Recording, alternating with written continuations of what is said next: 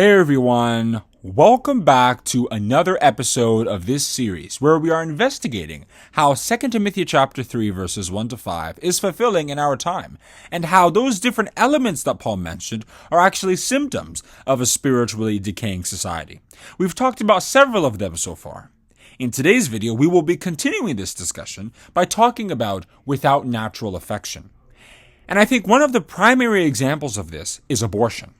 There are an increasing number of women who see abortion as a way out of the shame from having a child out of wedlock or when they're unsure who the father is. And so people who defend abortion claim that the life in the womb is not really life in the actual sense, and so it's not murder to terminate the life there. But what those women forget is that the life that you see walking around starts in the womb.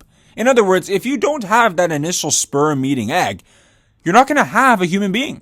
There is life throughout that entire process in the womb. And those women do not have a right to terminate that process, even though it is in their womb. Why? Because they do not create that life-giving process. They did not put that life-giving process in their own womb. So it is blasphemous. It is evil to want to tamper with that process and kill that life by aborting it. But what I want to particularly focus on is that those women who commit abortion, now there are many who don't, but those who do, they don't do it and feel guilty about it, like, oh, I wish I did do that. Many of them do it with ease now. Those women don't feel that guilt of murder, that affection, that sense of like, oh, this is a person that I'm killing. They don't feel that. They think about what they're going to be able to escape or what they're going to be able to gain by doing it. Now, the question is, well, why don't they advocate for abstinence instead? No, that's how Satan gets involved. He doesn't want you to obey the laws of God by, okay, fine, if you don't want to have children, then don't have sex. No, have sex.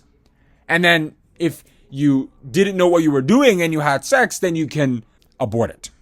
Look at how many men now just run away from their families, or many women initiate divorce. They don't care about the children that they're ruining.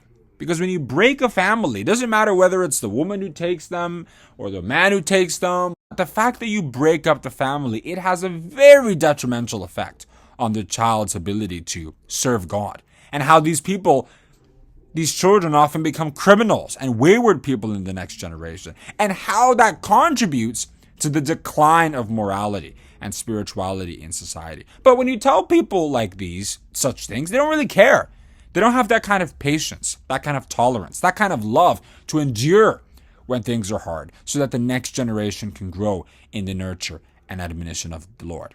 And that was what Paul was trying to tell us when he said that we'd be living in a world that lacks natural affection, a world that's full of violence. It's a sign of a spiritually decaying society. Because if you look at spiritually decaying societies of the past, like the one that God destroyed with the flood, you see the same signs. Violence all over. People killing one another, having no form of natural affection. Jesus Christ said that as it was in the days of Noah, so shall it be in the days of the Son of Man. We're seeing the similarity now. We've now descended to that situation where there's so much violence, millions of abortions happening every year, people abandoning their families, mass shootings, stabbings. It's in violation of God's commandment that we must love our neighbors as ourselves in Leviticus chapter 19, verse 18. But as Christians, we are supposed to have natural affection for our neighbor, to love our neighbor, if you read Romans chapter 12, verses 8 to 19. You see Paul talking about how we're supposed to continue to show love to our neighbor.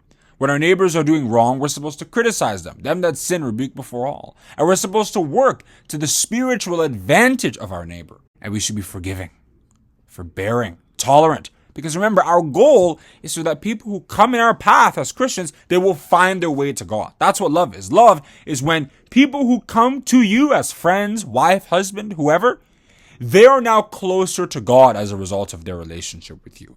So that is without natural affection. In the next video, we're going to talk about truce breakers and how that is also becoming a very common thing in today's society. So I'll see you there in the next video.